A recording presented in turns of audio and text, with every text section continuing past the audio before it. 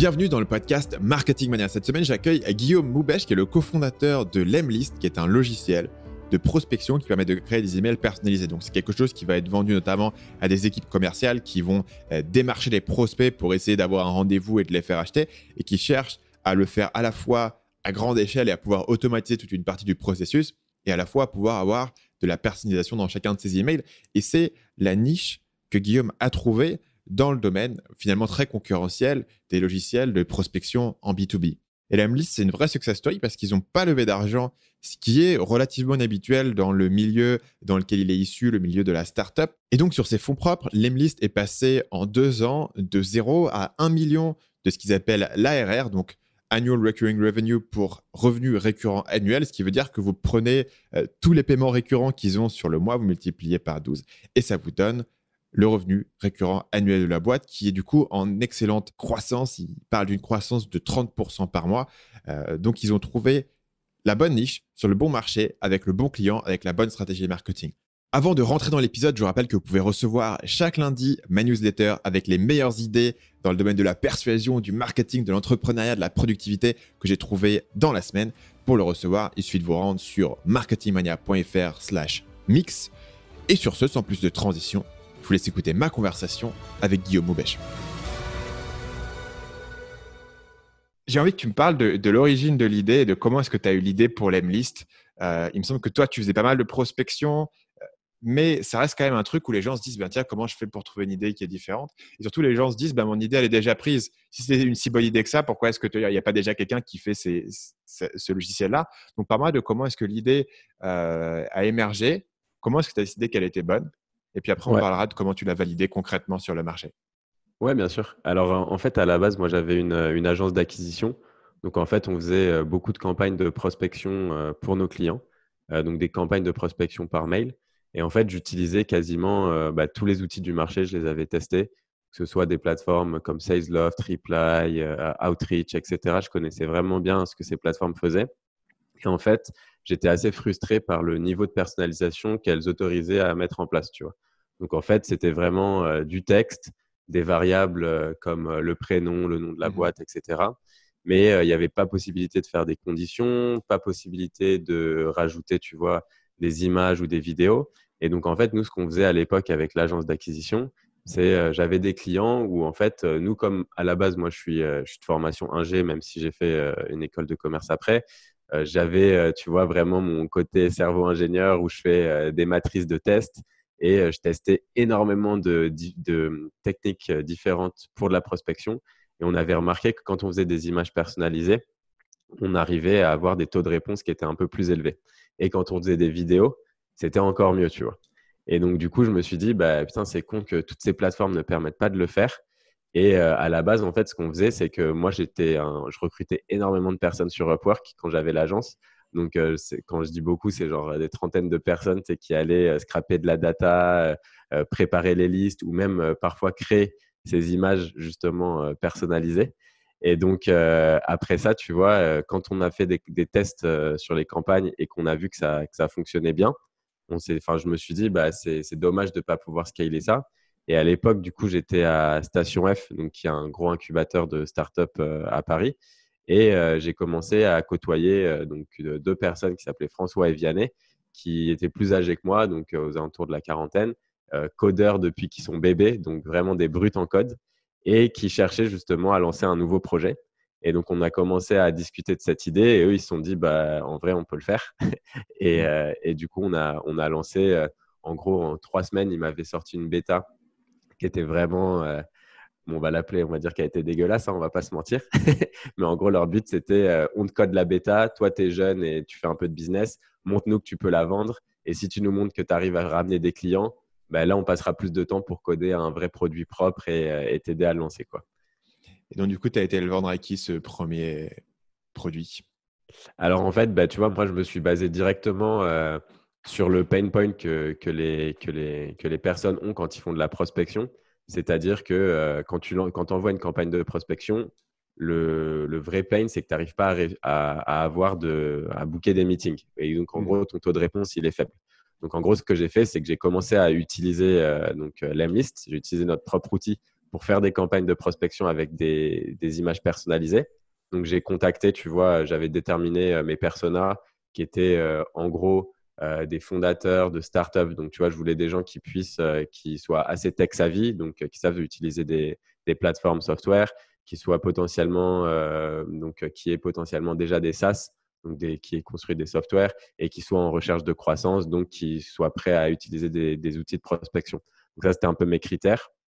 Donc, j'ai lancé d'abord des campagnes comme ça. Et en fait, ma première campagne, j'ai dû choper genre un taux de réponse genre à 30 ou 40%. Et donc, du coup, j'ai fait un screenshot de cette campagne. Je l'ai mis dans une communauté sur Facebook en disant Hello à tous, je viens de lancer un outil qui permet de choper ce type de taux de retour.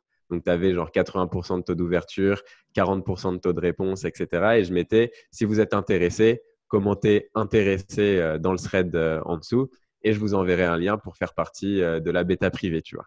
Et là, j'ai eu Ok. genre une centaine de commentaires. Hmm. Et du coup, je me suis dit, bon, OK, on a peut-être quelque chose, on tient peut-être quelque chose là. Donc là, en gros, tu leur proposes, je vais augmenter ton open rate, donc tu n'es même pas encore allé directement sur de la vente puisque ton truc, tu ne le vends pas encore. Et en Ouais, fait, ce que tu veux montrer, c'est je suis capable d'avoir 100 personnes qui ont un commentaire, qui sont intéressées. J'ai déjà ouais, validé mon truc où je peux convaincre en gros mes cofondateurs de mettre plus de 3 semaines dans le ouais. produit. Ouais, c'est exactement ça. En gros, bah, tu vois, tu te dis, OK, en fait, le screenshot, tu vois, limite, j'aurais pu le faker et faire un truc Hmm. totalement que j'aurais Ouais, pu faire sur Photoshop ou autre, l'envoyer et ça permet de tester rapidement, tu vois, si les gens sont intéressés ou pas, en fait. ouais. Euh, au bout de combien de temps tu arrives sur Product Hunt après ça? Alors en gros, bah, justement, en fait, le lancement dans ce groupe qui était spécialisé, en fait, c'était un groupe où il y avait beaucoup de personnes qui faisaient de la prospection. Donc j'avais bien ciblé mon groupe parce que je savais que c'était des gens qui étaient intéressés pour de la prospection. Et en gros, il y a un des mecs de cette communauté qui a vu ça et qui avait lancé aussi un outil en même temps, donc un Indien, et qui a décidé de dire, annoncer publiquement qu'il lançait cette feature qui nous différenciait, qui était l'image, la personnalisation d'image. Et il a dit, moi aussi, je vais le lancer, etc. On bosse dessus depuis trop longtemps, nan. Alors que le gars, en fait, il avait repris les screenshots qu'on avait mis sur la landing page que j'avais fait, tu vois. Ok. Ouais. Et donc là, je me dis, putain, genre, moi, je voulais attendre avant de lancer sur Product Hunt parce que, tu sais, normalement, ça se prépare pendant des mois, le lancement, etc. et tout. Et là, je me dis, comme c'est le seul truc qui nous différencie aujourd'hui, j'ai pas du tout envie qu'il y ait quelqu'un qui le lance en se disant que c'est lui le premier à l'avoir fait, alors qu'en fait, il a juste copié notre idée. Donc, on y va, tu vois. Et donc, en gros, si tu veux, nous, on a commencé, en gros, peut-être 3 semaines après avoir lancé la bêta, on était sur Product Hunt. Et là, du coup, on a terminé premier ce jour-là. Donc, on s'est dit, OK, le message passe bien, les gens voient l'intérêt. Par contre, donc ça a généré des centaines de sign-up, mais la rétention était vraiment nulle parce que le produit Parce que était pas l'outil du tout était là encore, quoi. utilisable, les gens pouvaient quand même l'utiliser, s'inscrire, mais c'était gratuit. Ouais, ouais, c'était gratuit. Ils pouvaient s'inscrire, ils pouvaient tester. Tu sais, c'était vraiment en mode SaaS, donc 2 semaines de free trial. Enfin, c'est ce qu'on indiquait, tu vois. Alors qu'en vrai, on n'avait même pas codé encore la partie paiement, hein. Mais du coup, tout le monde pensait que c'était 14 jours et qu'après, on allait leur demander Ok. leur carte de crédit. Et en fait, on se rendait compte que bah, l'outil, tu vois, il n'était pas du tout au niveau des attentes que les gens avaient et de ce qu'on vendait sur la landing page, quoi. Est-ce que c'est un regret d'avoir lancé un truc pas encore top? Est-ce que tu penses que ça t'a nui par la suite? Est-ce que tu penses que c'était plutôt la bonne chose à faire? Comment est-ce que tu vois la décision de s'être lancé à ce moment-là avec le recul? Aujourd'hui, je le ferai clairement pas, mais je suis dans une position qui est un peu différente aussi parce que du coup, à l'époque, tu vois, j'avais pas d'audience, j'avais pas de clients, mais en fait, ça nous a un peu desservi parce que tu vois, tu as beaucoup de personnes, donc, dont des top compagnies, notamment aux US, qui ont créé leur compte et qui ont vu le produit, ils étaient très déçus. Et Hmm. donc, en fait, ces gens-là, on n'a jamais pu les récupérer, tu vois, par la suite. Parce que, Ok. en fait, une fois que tu es déçu, je pense que ça casse un peu un truc. Et il y en a certains qu'on a récupérés, tu vois, 1 an et demi après et qui ont dit, mais ça n'a rien à voir avec ce que j'avais vu et tout. Et genre, j'étais là, ben ouais, en vrai, tu avais vu un truc qui avait été codé en 3 semaines, quoi. et, euh, et donc, du coup, c'était un peu délicat. Et ouais, clairement, je pense que je l'aurais fait différemment. Et là, d'ailleurs, tu vois, on lance en fait une toute nouvelle version de l'Emlist et on va fonctionner avec liste d'attente, bêta privée et on fait payer les gens qui sont dessus, quoi, tu vois. Et ça sera pas du tout comme là où c'était vraiment libre service, tout le monde peut venir. Donc la bêta privée est payante ou tu fais payer Ouais, après la ouais, ouais. bêta? Non, non, la bêta pour rejoindre, c'est payant, quoi, sur la nouvelle. Ouais. Donc du coup, les gens doivent directement acheter. Ça veut dire que directement, le truc a été quand même beaucoup plus avancé. Tu considères qu'il est mature et que les gens vont pas avoir Ouais. l'impression de payer pour du vent. Parle-moi un peu de ce processus de bêta privée. Combien de temps, grosso modo, est-ce que ça dure? Combien de personnes est-ce que tu as envie d'avoir dans la bêta? Et quel type d'insight ou d'apprentissage tu as envie d'avoir à l'issue de ce processus de bêta? Ouais. Alors nous, en fait, ce qu'on va faire là, donc pour donner un peu plus de contexte, c'est Lemlist. Il y a eu plusieurs versions des gros lancements, on va dire, qu'on a fait. Donc il y avait la Lemlist qu'on a lancé la première version. Après, on a fait un gros lancement 2.0 où on rajoutait un nouveau plan avec encore plus de personnalisation, etc. Et là, on lance 3.0. Et cette fois-ci, c'est plus que du mail, c'est du multi-channel. Donc ça change totalement la façon de prospecter, tout ça. Et on s'adresse à des équipes qui sont beaucoup plus grosses. Donc en fait, ce qu'on va faire, c'est qu'on lance une waiting list. Donc, les gens peuvent s'inscrire. Et quand ils s'inscrivent, en fait, ils ont des actions qu'ils doivent faire afin d'avoir des points. Et donc, afin d'arriver afin de pouvoir être onboardé, ils doivent atteindre 100 points. Et dans ces actions, il y a des likes sur YouTube, des posts sur LinkedIn, etc. Et donc, le but, en fait, c'est de se servir de notre communauté et de nos fans comme vraiment, tu vois, des early adopters et aussi des gens qu'on motive à encore plus nous soutenir sur tous les réseaux. Et donc, du coup, l'idée, pour répondre à tes questions à propos de l'onboarding, on va vraiment onboarder à la main les gens. Donc, le but, c'est que ça soit quelqu'un de ma team ou moi où on va faire un call, par exemple, de 30 minutes à 1 heure. Les gens, il y a un type form avant de pouvoir être onboardés qu'ils sont obligés de remplir, où là, on leur pose beaucoup, beaucoup de questions sur la façon dont ils font de la prospection aujourd'hui, pourquoi est-ce qu'ils veulent faire du multi-channel, qu'est-ce qu'ils attendent du meilleur outil de sales automation. Essayer vraiment de comprendre quels sont… en fait, grâce à ce type form, le but, c'est de pouvoir refaire totalement la copie de notre site Internet, tu vois, et de réutiliser, tu vois, les mots de nos propres clients Mhm. dans les pains qu'ils ont au jour le jour. Et après, l'idée, en fait, pour nous, c'est assez simple de switcher en fait les clients qui veulent passer sur la V3. Et donc, en gros, on va commencer la bêta privée, je dirais, avec une dizaine d'équipes, ouais, entre 10 et 20, 10 et 20 équipes qu'on a choisies. Et après, l'idée, c'est de rapidement onboarder jusqu'à 100. Tu vois, d'ici un mois, je pense qu'on aura au moins 100. Et après, potentiellement, comme en fonction de comment, en gros, la waitlist se passe et les actions des gens évoluent, en gros, donner accès de plus en plus aux gens qui auront atteint le bon nombre de points et du coup, les mettre directement. Et donc, en termes de durée, franchement, on n'est pas pressé parce que le but, c'est d'itérer à fond avec les bêta-testeurs. Et donc, tu vois, ça peut durer 6 mois, comme ça peut durer 1 an, tu vois, aujourd'hui. Et on n'est pas pressé là-dessus parce qu'en fait, nous, on a une version en fait 2, la 2.0, qui marche ultra bien et où on doit signer environ 100 boîtes, un peu plus de 100 boîtes aujourd'hui par semaine qu'on close en autopilote, etc. Et la V3, tu vois, elle sera encore mieux et ça sera facile d'upseller en fait toutes les personnes qui arrivent sur la V3. Et donc, on va garder ce côté un peu rare et difficile d'accès parce que, tu vois, on a envie vraiment de faire un truc qui soit crafté pour nos utilisateurs qu'on considère comme idéaux, c'est-à-dire des teams de plus de 10 commerciaux, tu vois, qui sont directement à utiliser la mise, quoi.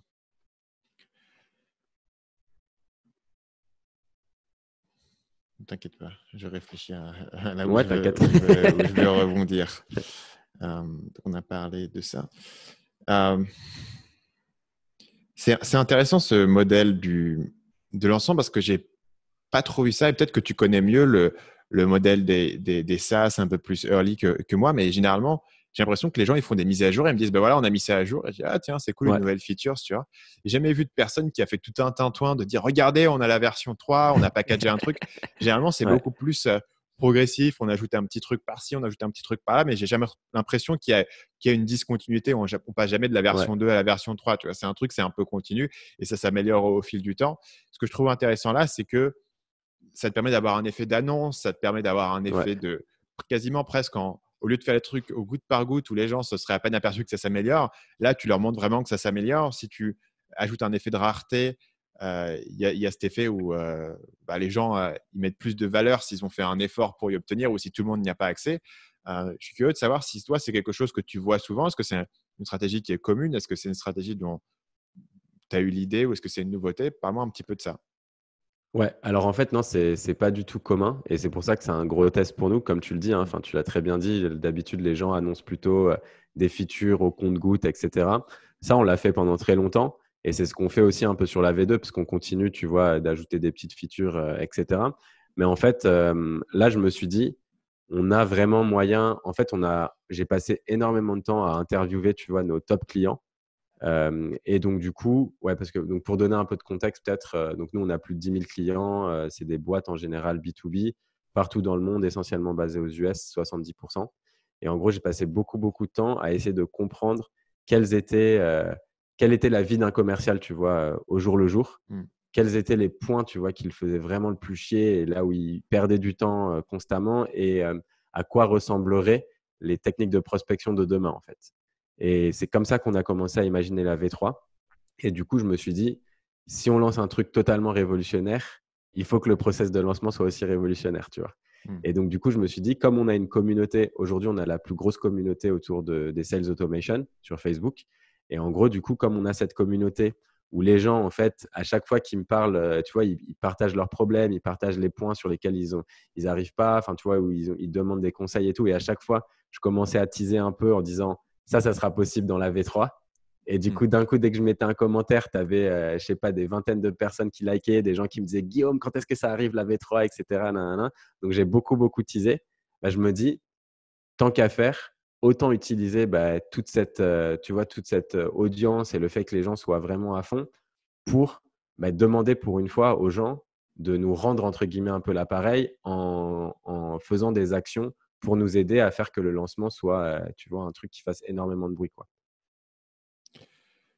C'est quoi ton processus pour vraiment comprendre ce client? Tu as mentionné différentes choses. Tu as mentionné les Ouais, sondages un peu plus formels du type Typeform. Je ouais, suppose que tu leur parles. Tu as le côté un peu plus informel, à la fois ouais. dans le groupe Facebook, sur LinkedIn, dans les commentaires qu'on te donne.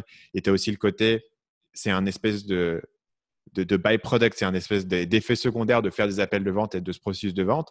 Je serais curieux de Ouais. voir comment est-ce que toi, tu formalises un petit peu tout ça, comment est-ce que tu réfléchis à l'équilibre de chaque élément et comment est-ce que tu structures, parce que si tu apprends plein de trucs, tu as plein de petits éléments par-ci, par-là, Ouais, comment est-ce que toi, tu réfléchis pour dire, OK, on va en faire un truc utilisable, notamment utilisable par toute l'équipe? ouais.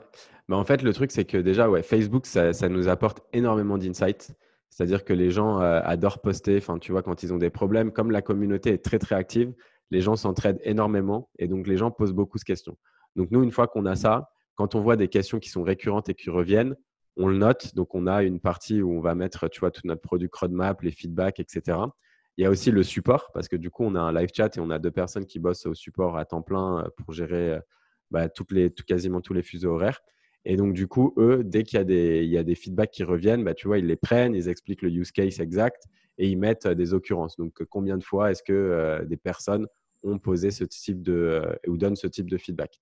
Et après, tu as aussi la phase qui est ultra importante, c'est qu'il faut que tu comprennes quels sont tes utilisateurs qui te rapportent le plus d'argent et ceux qui sont potentiellement. Donc, en fait, tu sais, c'est le test product market fit où en fait, tu demandes à. Donc, ça se fait sous forme de typeform. Donc, nous, en fait, on a les gens, globalement, n'aiment pas trop remplir de typeform. Mais comme nous, on a une communauté très engagée, on a des taux de complétion de typeform quand on envoie des mails à nos clients payants qui sont ultra élevés. Et en gros, tu vois, c'est le test classique où ta première question, c'est si demain, tu ne pouvais plus utiliser l'Emlist, comment tu te sentirais? Réponse A, genre très déçu. Réponse B, quelque peu déçu. Ou réponse C, pas du tout déçu. Et tu vois, dans tous ceux qui ont répondu très déçu, ça, c'était fan en fait. Donc ça, c'est les personnes que tu veux cibler. Tu veux trouver encore plus de personnes comme ça. Après, la deuxième question, c'est tu te demandes, selon vous, à qui correspond l'Emlist, tu vois. Et là, en fait, techniquement, ils vont se décrire eux, ou ils vont décrire des boîtes qui les ressemblent, tu vois. Et donc là, pareil, tu vois, tu obtiens plein d'infos. Après, tu leur demandes qu'est-ce que potentiellement vous aimeriez ajouter à l'Emlist. Et donc là, tu vois, c'est pareil, c'est beaucoup de copywriting. Et en général, moi, quand je fais de la prospection ou quand j'envoie ce type de sondage, c'est toujours avec une vidéo, tu vois. Et dans la vidéo, je leur explique, c'est grâce à vous, tu vois, qu'on va réussir à construire le meilleur produit Et ça, tu vois, c'est le mot enfin, tu vois, c'est mon motto depuis le lancement, quoi. Je fais comprendre à nos utilisateurs qu'ils ont vraiment un poids important dans la décision des features qu'on développe. Et comme j'ai une équipe géniale et mes associés sont vraiment des brutes en tech, bah, en fait, les gens, ils se sentent écoutés. Et plus tu te sens écouté, et quand tu vois que l'équipe produit t'écoute et rajoute des features, etc., d'où tu avais eu l'idée, etc., ben, les gens se sentent beaucoup plus impliqués. Et donc, c'est là où on va récupérer pas mal de features. Donc, tu vois, grâce à ce test Product Market Fit qui te permet de focus à fond sur tes utilisateurs qui sont tes plus gros fans, ben, en fait, toi, tu vas pouvoir récupérer en gros les features qui sont clés pour ce type de personnes, tu vois. Et après, évidemment, tu as la partie qui est beaucoup plus, donc où là, c'est moins structuré, mais c'est des interviews où moi, je vais passer du temps avec des grosses équipes qu'on a et essayer de comprendre comment ils sont organisés chez eux, tu vois, quel est vraiment, et là, je comprends beaucoup plus le process global des sales, tu vois. Donc, les différentes étapes, c'est plus big picture, on va dire. Le résidu de tout ça, comment est-ce que tu structures ce que tu as appris? Ouais, alors ça, c'est dans Notion, en fait. Tu sais, tu vois l'outil, c'est un peu un wiki qui Ouais. te permet de tout Mais ouais, structurer. on peut expliquer. Donc, Notion, c'est quoi? Ouais. C'est un peu Evernote, mais en mieux. Euh, Ouais, c'est ça. C'est genre un mix entre Evernote, Trello, Asana, où en fait tu peux gérer tous tes documents, tes roadmaps, tes boards. Enfin, il y a vraiment tout. Donc, nous, on a toute l'équipe qui est dessus. Et en gros, là-dessus, on va créer des cartes par type de feature que les gens voudraient avoir au sein de la plateforme. Et grâce à ça, en fait, on va mettre des notes qui vont varier en fonction de 3 facteurs. Un, c'est l'occurrence. Donc, combien de fois est-ce que les gens… Enfin, en vrai, il y a 4 facteurs. C'est un, l'occurrence. Donc, combien de fois est-ce que les gens demandent ce type de feature? Tu vois, est-ce que c'est un truc qui est récurrent et qui revient? Tu vois, on est à 20 personnes l'ont demandé. Donc, tu vois, ça commence à peser un petit peu. Est-ce que le deuxième point, c'est l'impact? Donc, on met une note entre 1 et 5 qu'on appelle donc de M1 à M5, c'est l'impact marketing que ça peut avoir. Donc, typiquement, tu vois, tu as des features qui ont un gros impact marketing et d'autres qui n'en ont pas, tu vois, genre où tu ne peux pas écrire de contenu dessus et tu peux quasiment rien faire. Donc, ça, c'est une note qu'on décide avec l'équipe. Après, il y a une note aussi de 1 à 5 sur la partie tech, donc T1 à T5.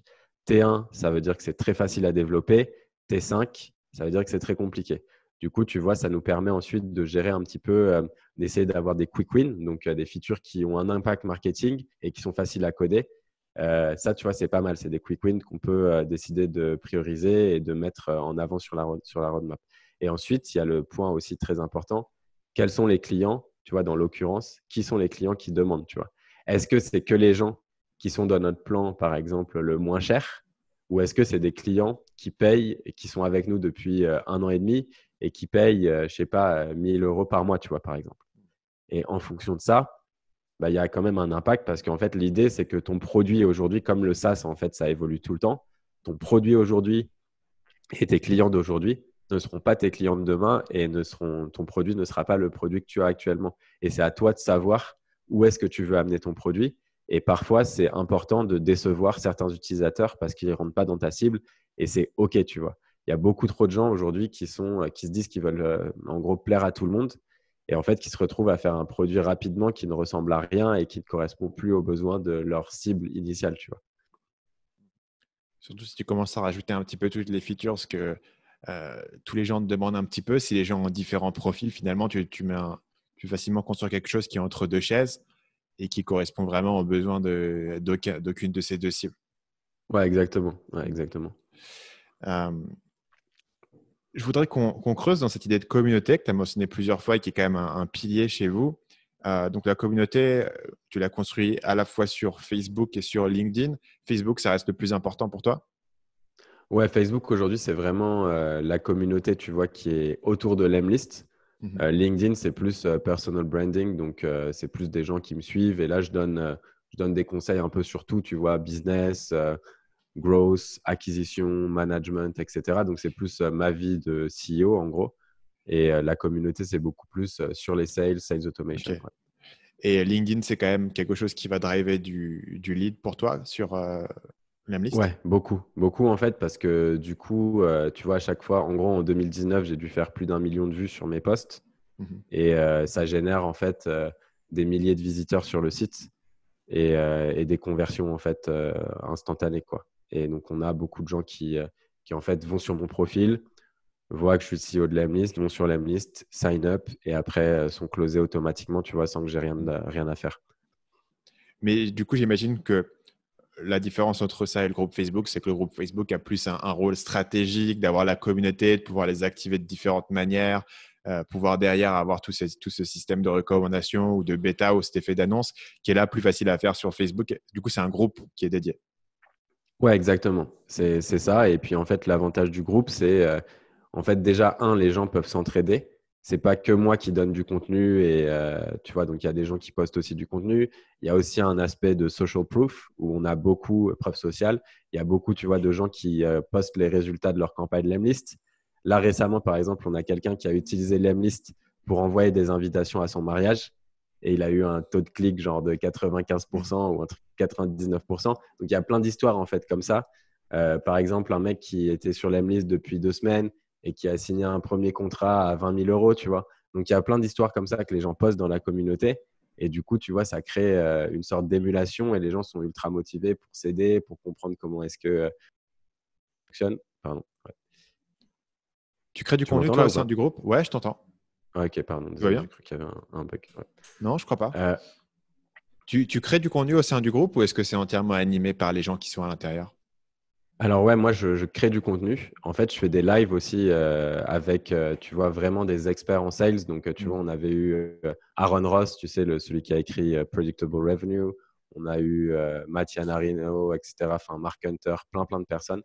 Et donc, du coup, l'idée, c'est, je fais des lives. Les gens peuvent poser aussi des questions pendant les lives. Donc, ça crée beaucoup d'interactions. Et après, on va distribuer tout notre contenu, en fait, aussi que mon équipe écrit, par exemple sur notre blog à propos des sales. Dès que ça apporte de la valeur, on le pousse dans la communauté. On pousse aussi, tu vois, des tutoriels. Et on a ce qu'on appelle aussi l'Emlister of the Week, donc le l'Emlister de la semaine. Et là, c'est on prend un de nos utilisateurs qu'on met en avant et on détaille en fait toute sa campagne de prospection en regardant ses templates et on explique pourquoi est-ce qu'il a eu des résultats aussi bons, tu vois, dans sa campagne. Mm. Et donc comme ça le met en avant et c'est assez cool, quoi. C'est intéressant parce que tu traites vraiment la plateforme Facebook sérieusement. C'est un truc que je dis souvent aux gens, c'est-à-dire que si tu veux gagner sur une plateforme, c'est pas en faisant du petit contenu à droite à gauche, c'est aussi en le faisant Ouais. sérieusement. Pour moi, évidemment, ma grosse plateforme, c'est YouTube. Et pour percer Mhm. sur YouTube, tu comprends les codes de YouTube, tu comprends comment faire une bonne vidéo, tu comprends comment est-ce que les gens interagissent avec YouTube et tu apprends comment ça fonctionne. Et c'est une des raisons pour laquelle c'est pas facile d'être bon partout. C'est une des raisons pour laquelle sur Instagram, j'y suis pas parce que je connais pas les codes d'Instagram et je suis pas bon là-dessus et c'est pas là où j'ai appris mon truc. Et il semble que Ouais. vous avez vraiment compris comment est-ce que vous utilisez Facebook et vous le traitez vraiment comme une plateforme à part entière de diffusion de contenu, de création de contenu pour créer de l'engagement et pas juste un truc vite fait qu'on fait à côté et ça va marcher tout seul. Ouais, c'est clair. Ouais, ouais. Et puis la communauté, en fait, tu vois, c'est un truc où, pour moi, la communauté, c'est la vision long terme. C'est un truc, faut pas se dire, je crée une communauté et d'ici un mois ou deux ou même un Mm. an, je pourrais commencer à générer du revenu directement, tu vois. Là, moi, ce que je vois, c'est, OK, d'ici genre 3 ans, tu vois, le but, c'est de continuer à être la plus grosse communauté des sales automation et on aura le plus d'insights et on créera, tu vois, une marque très, très forte autour de notre produit et on aura des vrais fans, quoi. Mm. Aujourd'hui, pour être dans le groupe, il suffit de s'inscrire ou est-ce qu'il faut déjà être client? Non, il faut juste s'inscrire. Donc, quand tu rentres dans le groupe, tu as un questionnaire. Et nous, on essaye de faire en sorte de sélectionner les gens. Enfin, j'ai une personne qui s'occupe de la communauté, enfin, qui est community manager, Mhm. qui s'occupe de sélectionner en fait les personnes en fonction de plusieurs caractéristiques. Tu vois. Il faut qu'ils rentrent potentiellement dans les cases de nos cibles, c'est-à-dire growth, marketing, sales, entrepreneurs, Ouais. et que ça ne soit pas des concurrents. Parce qu'on a énormément de concurrents qui essayent de venir espionner un peu ce qu'on fait. Et du coup, on essaye d'être vigilant quoi, là-dessus. Ouais. Et en tout, tu as combien de membres dans le groupe aujourd'hui? Aujourd'hui, il y a un peu plus de 7000 membres. Mm. Euh, à quel moment est-ce que les gens vont rencontrer, mettons si j'arrive sur ton site et que je m'inscris, à quel moment est-ce que je vais rencontrer le groupe Facebook? Est-ce que c'est directement sur le site? Est-ce que c'est dans les emails? À quel moment est-ce que dans ton funnel, tu vas le mettre en avant? Ouais. Bah ça, c'est un truc où on essaye, on fait beaucoup de testing, Ouais. mais globalement, on essaye de le mettre dans le premier email d'onboarding.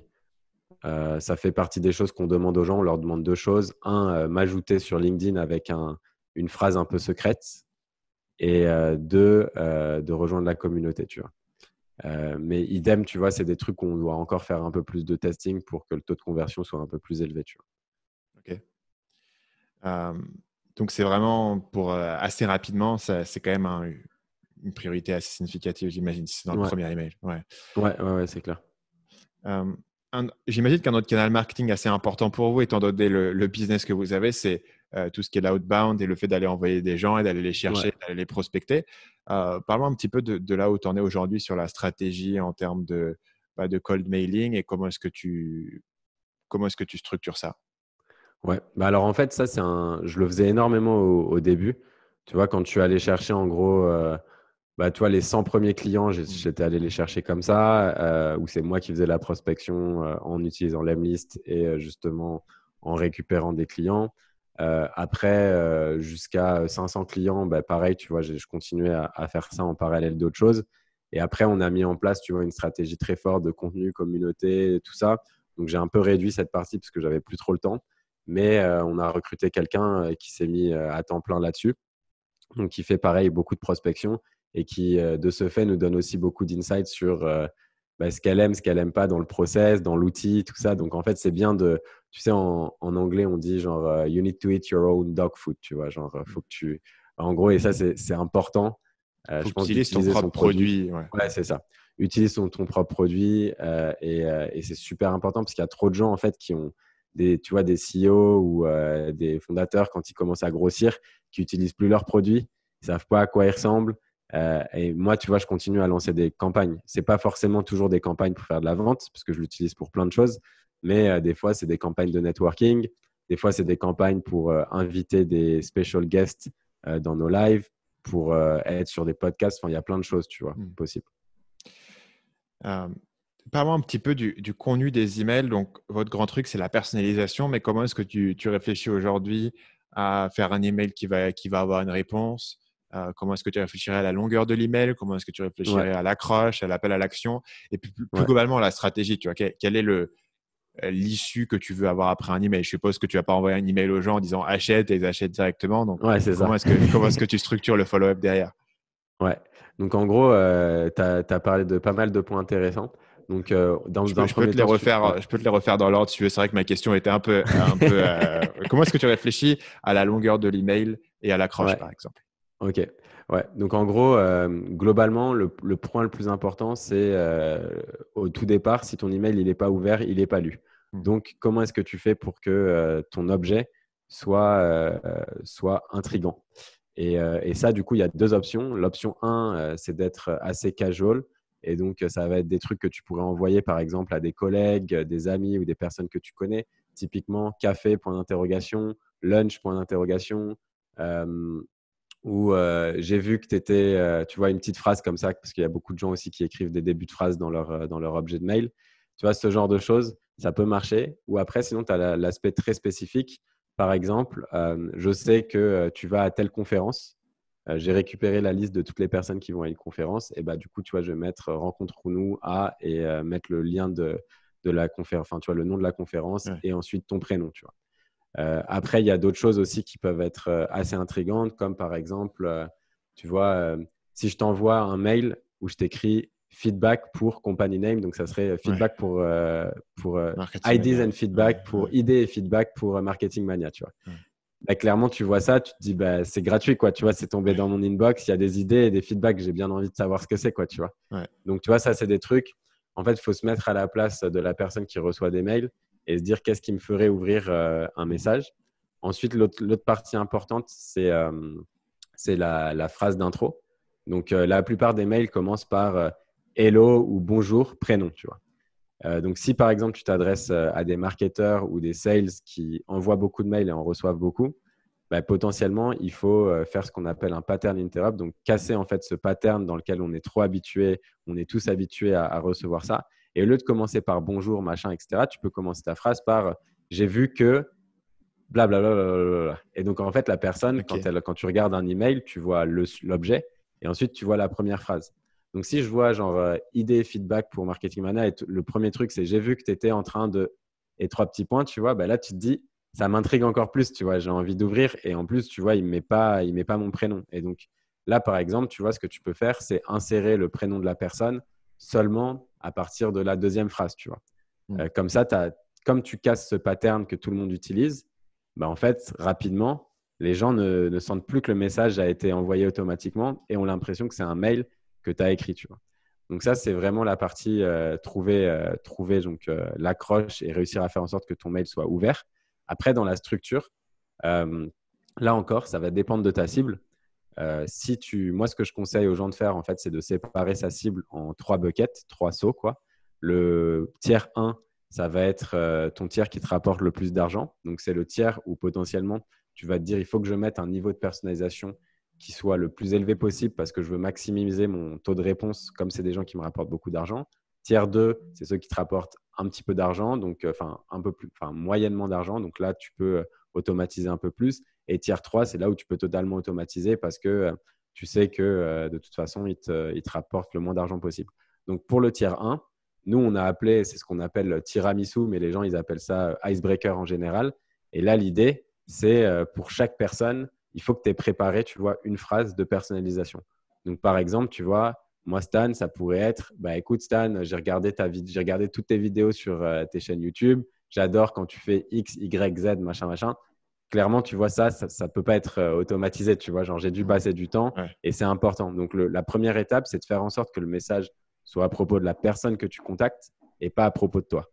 Parce que là où les gens, en fait, directement, tu vois, font tous les mêmes erreurs, c'est que quand tu vends un produit ou service, bah, tu as tendance à tomber un peu amoureux de ce produit-service. Et donc, ton premier message, c'est hello, hello Stan, est-ce que tu souhaiterais faire boum, boum, boum, boum, boum, bullet point, bullet point, bullet point. Et là, tu vois, tu as perdu la personne et le mec t'a déjà mis en spam, tu vois.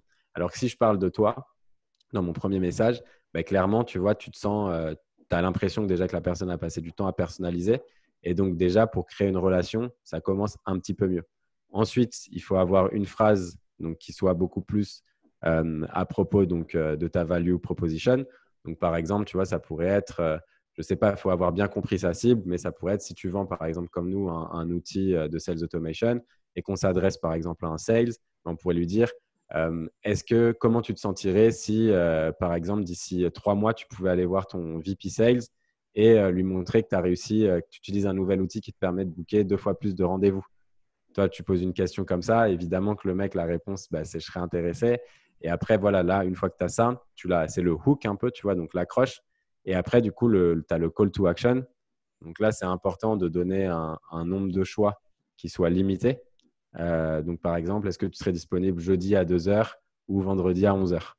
Parce que comme ça, tu vois, tu limites la personne. Elle a juste à regarder si jeudi 11 heures ou vendredi 12 heures, elle est disponible. Et là, tu vois, comme tu n'as pas le paradoxe des choix où tu en as trop, etc. Et donc, en général, bah, ça te permet de construire cette relation.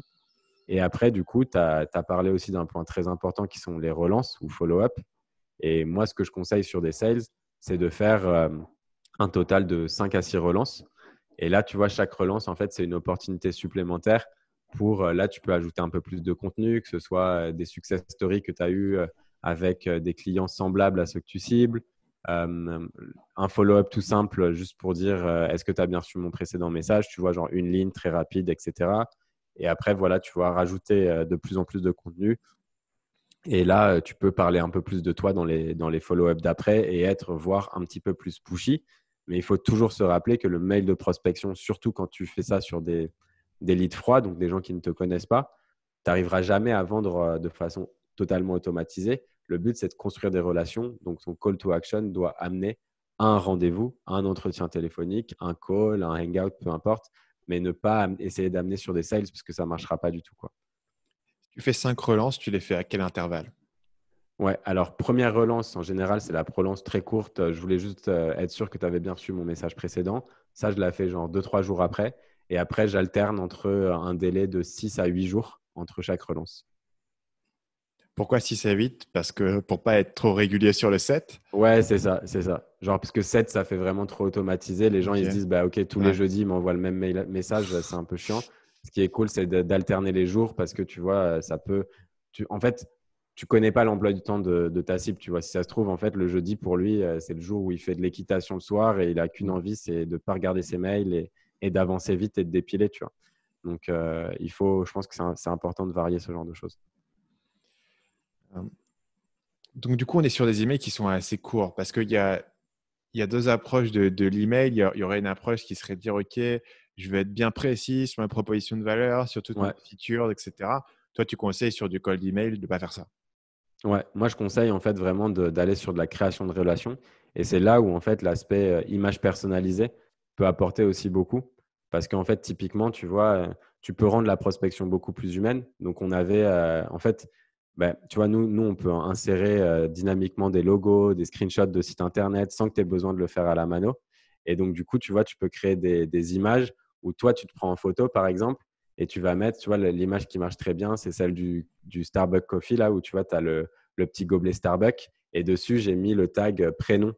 Et donc, je fais une photo avec un café. Et là, je te propose un café. Et si je t'écris à toi, Stan, il y aura écrit Stan sur le Ouais. gobelet Starbucks, tu vois. Et donc, on se fait un café virtuel. Et là, le premier truc que tu vois, toi, quand tu ouvres le mail, tu vois un mec avec un gobelet Starbucks avec ton prénom dessus, tu vois. Et pareil, tu vois, on peut faire des trucs où en mode, il y avait plein de nos clients qui se prenaient en photo avec leurs ordis et ils avaient mis le screenshot de la personne qui contactait de façon dynamique. Et là, c'était, en gros, ils disaient, on était en train de regarder ton site internet et on a vu qu'il y avait deux, trois choses. En fait, on a noté 5-6 idées. Les 3 premières, c'était tac, tac, tac, tac. Si tu as envie de savoir la suite, on se fait un petit call de 10 minutes. Promis, ça n'engage à rien, tu vois. Et là, pareil, tu vois, tu apportes de la valeur dans un premier lieu. Et ensuite, tu as la curiosité, tu as éveillé la curiosité de ton prospect. Donc, forcément, ils vont vouloir passer en call avec toi.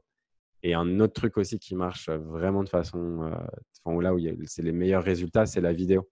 C'est-à-dire que tu vois, tu fais une vidéo qui est soit personnalisée en fonction de la personne. Donc là, ça veut dire, OK, je vais vraiment faire des recherches sur toi, Stan. Et donc, du coup, dans ma vidéo, je dirais, salut Stan, je suis vraiment fan de Marketing Mania, et je mets tous les points. Et ensuite, je t'explique pourquoi est-ce qu'on devrait se rencontrer. Ou sinon, je fais une vidéo qui est pour une cible spécifique. Et là, tu vois, c'est Hello, j'ai vu que tu vois, tu lançais ta boîte, que tu vendais beaucoup de formations, etc. Je vois aussi que tu as une chaîne YouTube avec plein d'abonnés, je trouve ça top. Mais tu vois, là, toi, tu te sentirais touché par ce message parce que je t'ai décrit globalement en deux, trois lignes. Mais pourtant, des personnes qui ont une chaîne YouTube avec beaucoup d'abonnés et qui vendent des formations, je pense que je peux en trouver pas mal, tu vois. Ouais. Et du coup, c'est un peu les deux façons de faire de la vidéo quand tu prospectes, quoi. Si tu envoies une vidéo personnalisée à quelqu'un, tu miserais sur quelle longueur de la vidéo? Faut que ça soit genre moins d'une minute en général. Moins Donc, d'une minute, c'est bien. Ouais, le but, c'est avant tout de montrer que tu as pris le temps de faire une vidéo perso pour la personne plus que de ouais, communiquer c'est une ça. tonne d'infos dans la vidéo. Ouais, exactement. En fait, c'est moins d'une minute, un petit teasing, donc faire en sorte que la vidéo elle soit à propos de la personne que tu contactes. Ensuite, le hook, tu vois, donc l'accroche. Et enfin, le call to action, c'est-à-dire booker un meeting avec cette personne pour discuter de la suite, quoi. Je voudrais parler un petit peu de ton rôle au sein de l'équipe. Donc, toi, tu as mentionné tout à l'heure que tu étais passé aussi par un parcours d'ingénieur et ensuite tu étais passé par le côté école de commerce. Est-ce que tu Ouais. codes? Aujourd'hui, non, pas du tout. Mes associés sont beaucoup trop bons et je pense qu'ils me laisseraient jamais ajouter une ligne de code. Est-ce que le fait de savoir le faire t'aide aujourd'hui dans ton job? Honnêtement, moi, le code que je voyais en école d'ingé, c'était vraiment du C ou des trucs comme ça. Donc, c'est très bas niveau. Ça ressemble plus trop c'est pas les langages qu'on utilise aujourd'hui pour faire Ok. des softwares. Après, ça, tu vois, ça m'aide à ne pas avoir peur d'Internet, tu vois. Parce qu'il y a des gens, par exemple, je sais pas, dès qu'ils ouvrent la console, par exemple, de leur navigateur, ils sont totalement en stress. Hmm. Moi, ça va, tu vois, je sais me débrouiller. Et donc, oui, ça peut m'être utile pour bidouiller deux, trois trucs et aller plus vite, automatiser quelques actions. Ça, je sais faire. Mais après, oui, donc ça m'aide plutôt dans ma vie de tous les jours, quoi. Mais sinon, est-ce que c'est utile par rapport au développement produit, etc. Non, parce que mes associés sont assez performants et j'ai pas potentiellement besoin, j'ai pas du tout besoin d'intervenir sur ce sujet, quoi. Comment du coup est-ce que tu vois ton rôle en termes de la boîte? Est-ce que tu es CEO de la boîte? Est-ce que tu es plutôt le marketeur? Comment est-ce que tu vois cet équilibre? Parce que le côté, j'imagine, d'être la personne qui est le plus au contact du client et qui connaît un petit peu toutes les features, assez Ouais. rapidement, ça fait de toi une personne centrale. Je suis curieux de voir comment est-ce que la dynamique fonctionne au quotidien avec tes associés. Ouais. Bah, en fait, le truc, c'est que je pense que j'ai eu beaucoup de rôles. J'ai été le marketeur, j'ai été le head of growth, j'ai été le sales, j'ai été le customer support. Donc, Mmh. tu vois, j'ai un peu tout fait. Après, quand tu scales, bah, tu engages des personnes, tu recrutes. Et donc là, tu vois, par exemple, on a vraiment atteint une phase d'hypercroissance où on doit recruter, etc., beaucoup. Donc là, tu vois, j'ai plutôt on va dire que j'ai un poste où j'ai des équipes marketing maintenant qui bossent et qui ont bien compris, que j'ai bien formé sur comment faire les choses, etc. Donc, qui sont devenus meilleurs que moi sur certains sujets. J'ai la partie plus sales où là, tu vois, je passe un peu plus de temps avec notre Head of Business Development pour la former, qu'elle monte en compétences pour qu'elle puisse prendre aussi toute cette partie et scaler l'équipe. À côté de ça, je recrute aussi, tu vois, sur la partie business developer, etc. Donc, tu vois, je passe du temps à faire passer des entretiens, tout ça. Et il y a aussi toute la partie en fait produit, ou comment tu fais pour bien vendre ton produit, mettre en avant les features, etc. Où là, je suis encore assez présent parce que du coup, je pense qu'il y a peu de personnes qui réussissent vraiment à bien mettre en avant des process et à avoir ce côté professeur, entre guillemets, tu vois, ou enseignant pour montrer aux gens comment faire les choses de façon simple, bien carrée, précise. Tu Donc là, concrètement, c'est quoi? Tu fais des vidéos pour expliquer comment est-ce qu'il faut faire les Ouais, choses? ça va faire partie, tu vois. En fait, on va dire que mon rôle, il évolue vachement avec le temps. Ouais. J'avoue que c'est une réponse un peu nulle à ta question parce que peut-être que tu voulais un truc un peu Non, plus spécifique. c'est Mais surtout intéressant de voir en fait où est-ce que tu en es aujourd'hui. Euh, Ma zone d'intérêt ici, c'est de comprendre. ah, on sait comment tu démarres, où tu fais tout, et on sait ouais, comment tu arrives à un point où, essentiellement, en tout cas dans l'idéal qui est vendu, tu es devenu quasiment obsolète. Moi, je ouais, m'intéresse à ouais, la bien phase sûr. de transition entre les deux. Ouais, Et qu'est-ce que tu remplaces en premier? Qu'est-ce qui est le plus facile à remplacer? Qu'est-ce qui est le plus ouais, dur à remplacer? Qu'est-ce que tu n'arrives pas à remplacer et qui est surprenant, tu vois? Donc, c'est intéressant ouais, de voir même le point précis auquel tu en es aujourd'hui pour comprendre, OK, c'est intéressant, il a commencé par remplacer son rôle marketing ouais, et son rôle de sales, ça a ouais. été le plus facile à remplacer peut-être, et peut-être que le côté produit est plus compliqué à transmettre. Ouais, ouais, bien sûr. Le premier truc vraiment qu'on a remplacé, c'était la partie support. Mhm. Parce que tu vois, là, c'est un truc où, en fait, comme tu as beaucoup de questions qui sont récurrentes, en fait, tu peux facilement former quelqu'un qui devient très bon et qui te permet de te libérer beaucoup de temps. Donc ça, c'était un point, tu vois, qu'on a remplacé rapidement, mais on continue toujours à en faire l'équipe fondateur. Tu vois, on doit passer peut-être 1 heure par semaine au moins à prendre des tickets et répondre, juste parce que c'est toujours important, tu vois, d'être proche du client. Sur la partie market, etc., comme tu dis, bah, ça s'est structuré assez bien.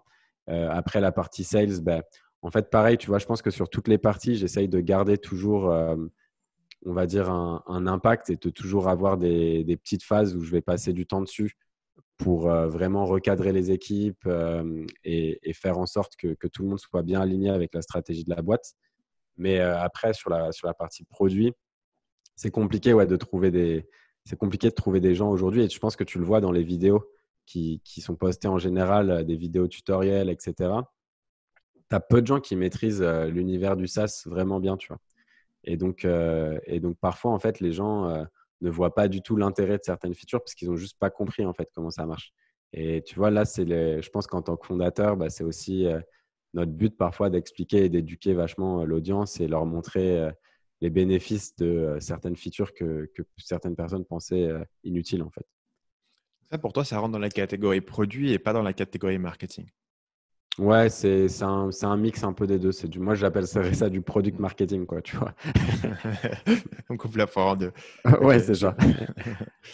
Euh, j'aimerais bien comprendre comment est-ce que tu structures aujourd'hui. Donc aujourd'hui, vous êtes combien en tout sur l'équipe?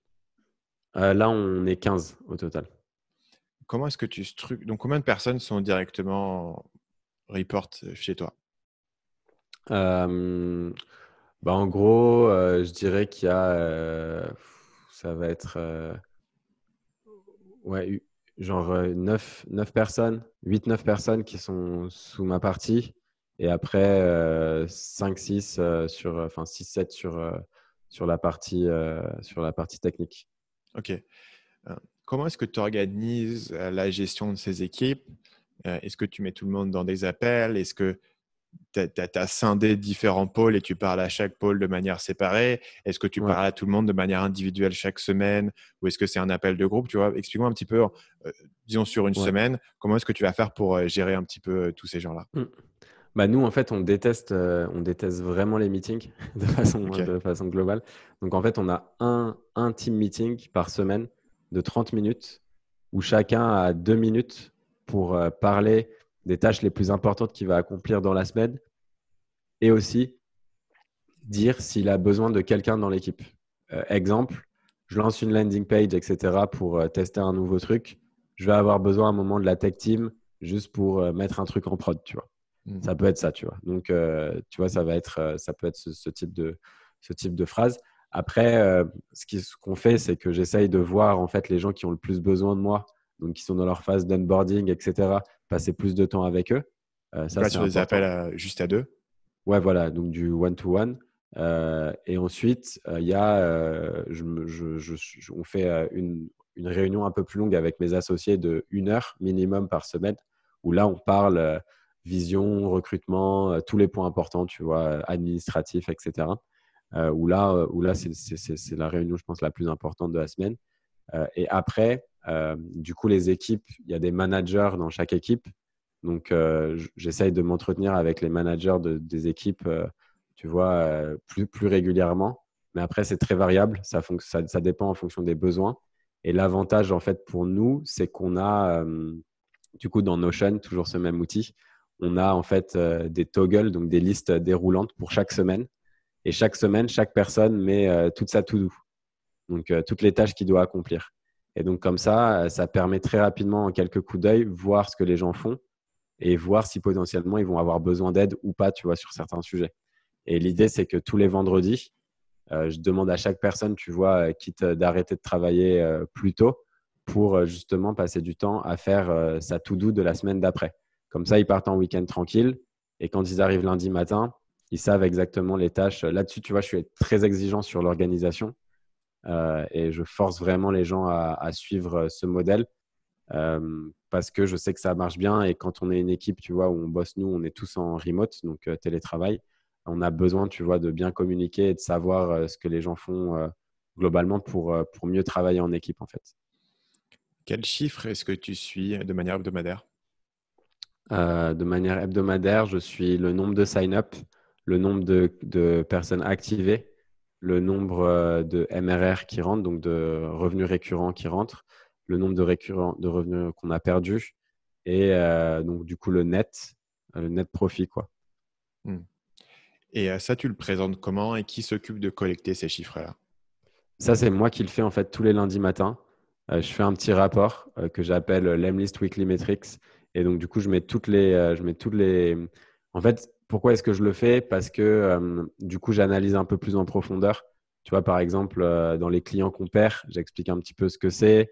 Dans la croissance qu'on a, j'explique aussi les points qui sont importants et les actions qui ont bien marché. Comme ça, tu vois, du coup, ça remet un peu toute l'équipe, ça motive un peu toute l'équipe le lundi matin. Et donc, du coup, tu vois, tout le monde a accès. C'est vraiment, en fait, nous, toutes nos données dans l'équipe, elles sont publiques. C'est-à-dire que tout le monde sait combien de cash on fait, tout le monde sait qui sont nos clients, tout le monde sait notre taux de croissance. Enfin, ça, c'est vraiment, tout est transparent, quoi. Et donc, tu publies ce document et tu l'envoies à toute ton équipe pour Ouais, que c'est tu puisses ça. diffuser ce que tu as appris. Ouais, tout est dans Slack et comme ça, tu vois, c'est le lundi matin, les gens le voient et du coup, ça motive, tu vois, pour la semaine et c'est cool, quoi. Donc, c'est quoi? C'est des slides que tu fais? C'est un Non, non, document texte? c'est vraiment un texte. Ouais, c'est un Ok, texte, ça prend, c'est peut-être 4 paragraphes et voilà, quoi. ok, je vois. Euh, Si tu voyais quelqu'un qui est une personne qui, mettons moi, qui est entrepreneur, tu vois, j'ai fait un certain nombre de choses, mais j'ai jamais vraiment fait de logiciel. Ou quelqu'un, tu vois, qui a une expérience, tu vois, qui est un freelance, un consultant, Ouais, quelqu'un qui comprend un peu le marketing, mais qui n'a pas l'expérience ouais, d'avoir vendu du logiciel. ouais. À ton avis, c'est quoi les principaux blind spots de cette personne qui va se lancer dans le logiciel? Qu'est-ce qui est différent? Qu'est-ce qu'il a besoin d'apprendre? Qu'est-ce qui lui manque dans son expertise de marketing lambda dont il va avoir besoin s'il veut faire du SaaS? Hmm. Je pense qu'il y a plusieurs points. Il y a l'aspect produit, tu vois. où là, ça peut être, pour moi, c'est là où j'ai le plus appris, tu vois. Qu'est-ce qui fait qu'une expérience utilisateur est bonne? Comment tu fais pour déterminer quel est le taux d'activation, tu vois? Parce qu'en fait, aujourd'hui, un des problèmes, c'est qu'on peut, enfin, c'est un avantage et un inconvénient, c'est qu'on peut tout mesurer, tu vois. Si tu as envie de mesurer combien de personnes ont cliqué sur tel bouton, tu peux le faire, tu vois. Mais réussir à savoir quelle est la métrique qui va lier une action à du revenu, donc à de l'argent, au fait que les gens te payent et continuent à te payer, tu vois, de façon récurrente, ça, c'est pas évident, tu vois. Et donc, du coup, c'est comment est-ce que tu fais pour mesurer seulement les choses qui comptent. Et là, du coup, c'est passer du temps, tu vois, c'est avoir une sorte d'intelligence produit, passer du temps avec tes utilisateurs, vraiment bien comprendre, tu vois, la partie utilisation, quoi. Qu'est-ce qu'ils font mal, qu'est-ce qu'ils font pas bien, qu'est-ce qu'ils n'ont pas compris dans le produit. Et parce qu'en fait, tu vois, très rapidement, même si, tu vois, moi, je fais beaucoup de tutoriels, etc., il y a des fois, tu vois, je faisais des interviews et les gens, ils n'ont aucune idée qu'ils pouvaient faire certaines choses, tu vois. Et quand ils le découvrent, ils sont trop contents. Mais en fait, cool, tu vois, tu en as converti un, mais le truc, c'est que tu as mal fait ton taf parce que tu n'as pas converti tous les autres, tu vois. Et ça, c'est un problème. Et donc là, c'est un truc, quand tu te lances et que tu es fondateur, c'est un truc assez difficile. Parce que c'est une compétence qui est extrêmement spécifique en fait et qui n'est pas forcément généralisable Ouais. Comment est-ce que tu as cet insight et comment est-ce que tu le traduis sur les actions qu'il faut faire, comment est-ce que tu le traduis concrètement. Ok, les gars, ils trouvent pas la fonctionnalité, ils savent pas que ça existe. Ouais. Tu as fait une vidéo, ils l'ont pas regardée ou ils l'ont pas Voilà, c'est vue, ils ça. l'ont pas trouvée.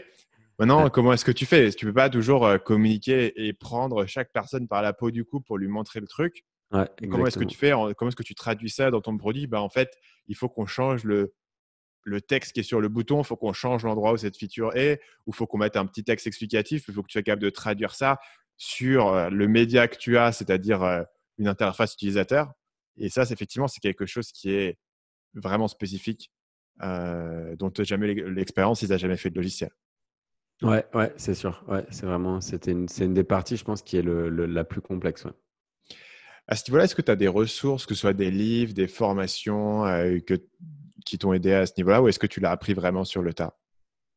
Bah, je pense qu'il y a un peu des deux. Il y a un livre déjà qui est pas mal, tu vois, sur la partie UI, UX. Je crois que ça s'appelle Refactoring UI ou un truc comme ça. Ça, c'est pas mal parce que ça te montre des bons exemples. En fait, il te montre par exemple une interface genre d'Airbnb, tu vois. Mhm. Et après, il va te montrer comment est-ce que il aurait pu la faire en beaucoup mieux, quoi. Et en fait, c'est deux Ok. exemples. Et à chaque fois, tu sais, tu as le truc genre que les gens font et ce que lui aurait fait. Et il t'explique pourquoi c'est mieux. Ok. Et franchement, c'est quand tu le vois, tu te dis, bah oui, clairement, si je suis face à ce formulaire, bah ça marcherait beaucoup mieux, quoi. Donc ça, c'est un livre? Ouais, ça, c'est un livre. Après, je pense je pense qu'un point qui aide vachement, c'est d'être le propre utilisateur de son software. Tu vois, par exemple, tu as des gens qui vont développer des CRM pour, je sais pas, des promoteurs immobiliers, par exemple. Mhm. Mais si ces mecs-là, c'est pas des promoteurs immobiliers, c'est super difficile de se mettre dans la peau de la personne que tu cibles. Enfin, tu vois, c'est vraiment un travail. Genre, je pense que Ouais. quand tu commences, en tout cas, tu vois, c'est très, très compliqué. Donc, moi, je conseille en tout cas aux gens d'être leur propre cible. Je trouve que c'est important, même si c'est pas essentiel, mais je trouve que ça peut vraiment être pas mal dans le software. Alors que tu vois, quand tu es marketeur online, bah, tu vois, tu peux faire un peu ce que tu veux, quoi. Si demain, j'ai envie de vendre un truc pour des femmes enceintes, bah, je peux le faire, tu vois, parce que je vais passer du temps à comprendre comment Mm. les femmes enceintes fonctionnent. Mais tu vois, ça ne sera pas dans l'utilisation, ça ne sera pas dans, tu vois. Et ça, du coup, C'est c'est… plus Ouais. facile de faire un sondage sur OK, c'est quoi vos problèmes en termes de femmes enceintes. C'est pas non plus évident pour la plupart des gens, mais si tu es fort en Ouais, marketing, ton ouais, sondage, tu parles aux gens, tu comprends leurs besoins, tu comprends comment communiquer. Et ça, comme c'est beaucoup d'éléments qui sont verbaux, les gens sont capables de t'expliquer quels sont leurs ouais, problèmes et quelles sont leurs envies, versus la plupart des gens ne sont pas capables de t'expliquer pourquoi ils utilisent telle ou telle application ou tel ouais, logiciel, ou c'est pourquoi est-ce qu'un clair. logiciel est Ouais, agréable et un autre est chiant. Ils ne peuvent pas te l'expliquer. Donc, la seule façon vraiment de le comprendre, je suppose, c'est soit trouver un moyen de les observer pendant qu'ils l'utilisent, et encore, c'est assez compliqué de faire ça, ou alors d'être toi dans cette situation et d'avoir le modèle mental non verbal de qu'est-ce qui marche pas et pourquoi. ouais, exactement. Guillaume, avant de terminer, il y a 3 questions que je pose à tout le monde pour conclure ces épisodes. Et la première, c'est est-ce qu'il y a un livre que tu recommandes souvent? Ouais, juste un ou je peux en recommander plusieurs. Tu peux en recommander plusieurs si tu veux, ouais, il n'y a pas de problème. Ok. Il y en a un que j'aime bien là, c'est The Sales Acceleration Formulas. Donc, c'est en gros Mark Roberge qui explique comment il a passé HubSpot de 0 à 100 millions de revenus récurrents. Et du coup, ce qui est intéressant, c'est qu'il y a beaucoup de passages qui sont différents. Donc, sur comment tu fais pour recruter les bons commerciaux, comment tu fais pour structurer ton pitch de vente, comment tu fais. Enfin, il passe sur vraiment des trucs très actionnables que j'aime bien.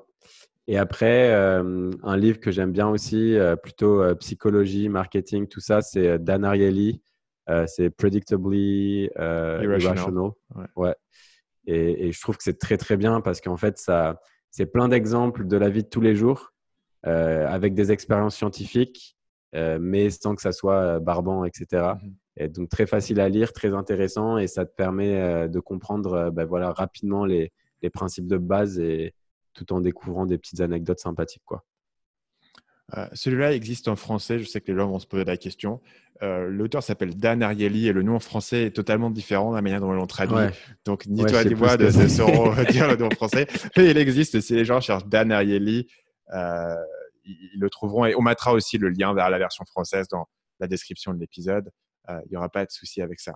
Un autre livre, Guillaume, que tu voulais ou c'était les deux principaux? Non, c'était les deux. Ouais, je pense que Très c'est bien. déjà pas mal. Parce qu'après, si on donne la liste, ça va être trop long. Écoute, je suis content que tu sois passé parce que quand je pose cette question, les gens disent des livres, c'est toujours intéressant, mais souvent c'est des livres que j'ai déjà lus, tu vois. Les gens Ok. sont un peu, ils me donnent des livres que j'ai déjà lus, je me dis tiens, parce qu'il y a beaucoup de mes intervenants qui viennent un peu de la même culture de business que moi. Et Ok. toi et moi, on a une culture de business qui est un petit peu différente. Ce qui veut dire Ouais. que les deux premiers que tu as mentionnés, Refactoring UI et Sales Acceleration Formula, c'est des livres que j'ai pas lu. Tu vois, je me dis putain, ça va être super utile. C'est un petit peu dans une je sais pas comment dire, tu vois, un truc un petit peu parallèle de ce que j'ai fait, mais un truc que j'ai pas autant creusé, tu vois, que je connais pas aussi bien. Et, euh, et voilà, bah, du coup, ça m'a fait plaisir. Je vais pouvoir ajouter ça à ma liste de lecture. Euh, Content d'avoir pu t'aider. la question suivante, c'est si tu pouvais revenir en arrière et voir le Guillaume quand tu avais 20 ans, quel conseil est-ce que ce mec-là, il avait besoin d'entendre? Franchement, je pense que c'était juste entreprendre dès maintenant, quoi. Parce que j'ai passé du temps, pas mal de temps à faire des études, tu vois. Moi, j'ai fait des trucs qui avaient rien à voir. Donc, j'ai commencé par la chimie. Je suis allé vivre en Écosse où on m'a même proposé un doctorat parce que je faisais de la recherche sur la synthèse des médicaments. Donc, tu Ok. vois, ça a vraiment rien à voir. Et après, je suis parti à HEC faire, bah, tu vois, du marketing, etc. Et même si j'ai adoré mes études, tout ça, en fait, je pense que une année d'entrepreneur, j'ai dû apprendre peut-être 10 fois plus que tout ce que j'ai appris condensé dans mes études, tu vois. Hmm. Et c'est tellement un bonheur, en fait, de se dire que tu peux tout apprendre en ligne. Enfin, tu vois, toi, tu parles de plein de choses dans tes vidéos, etc. Elles sont super. Et je pense que ça motive vachement les gens à se former. Et en fait, comme tu sais que tu peux tout trouver en ligne maintenant, bah, il n'y a plus d'excuses, en fait. C'est un monde qui est nouveau et que beaucoup de personnes encore, enfin, je pense que tu dois avoir. Aujourd'hui, je pense que la formation sur Internet, ça doit toucher peut-être que 1% des gens qui habitent sur Terre. Tu vois, c'est rien Hmm. encore parce que les gens ne voient pas tout ce qu'on peut faire sur Internet. Et je pense que c'est vrai, ce serait vraiment mon conseil, quoi. C'est forme-toi sur Internet, lance des business, limite même en parallèle. Hmm. C'est pas grave, teste des trucs. Tu n'as pas besoin de beaucoup d'argent pour te lancer et fais-le, quoi. Ce que j'avais entendu dans une de tes interviews, qu'il y avait une part de toi, et on n'est pas entré trop dans le sujet, mais il y avait une part de toi qui pensait que même pour l'Emlist, tu allais avoir besoin de lever de l'argent et d'avoir des investisseurs et d'avoir un truc beaucoup plus estampillé Ouais. par les autorités en place plutôt que de dire bah, je vais faire un truc, je vais le mettre sur Product Hunt et ça va monter un gros business derrière. Donc, c'est vraiment Ouais, ça, ouais, ouais, peut-être le déclic, tu vois, de se dire, au final, tu peux commencer avec un truc un peu simple, tu n'as pas besoin nécessairement d'avoir une validation officielle pour pouvoir monter un non, truc. c'est Mais clair. Et en fait, tu vois, je pense que c'est un gros problème qu'on voit aujourd'hui. Tu sais, c'est le rôle de la presse, en fait, dans le business de façon générale. Aujourd'hui, si tu regardes, tu n'as aucun article de presse qui va te parler d'un business parce qu'il fait énormément d'argent. Ils te parleront des business parce qu'ils lèvent de l'argent. Mais en hmm, fait, l'argent que tu lèves n'a rien à voir avec l'argent que tu fais. Et on le voit aujourd'hui parce que tu as beaucoup de boîtes qui lèvent qui se cassent totalement la figure, tu vois. Et donc, du coup, ouais, c'est clair. Moi, tu vois, toutes les formations ou tout le contenu sur Internet que tu peux trouver qui te montre, en fait, qui t'apprend des choses sur comment lancer un business sans avoir, tu vois, des milliers d'euros à investir, je trouve ça super. La dernière question que je pose à tout le monde, c'est est-ce qu'il y a une citation ou un proverbe qui te vient souvent à l'esprit? Alors, ouais, il y en a plusieurs. Vas-y.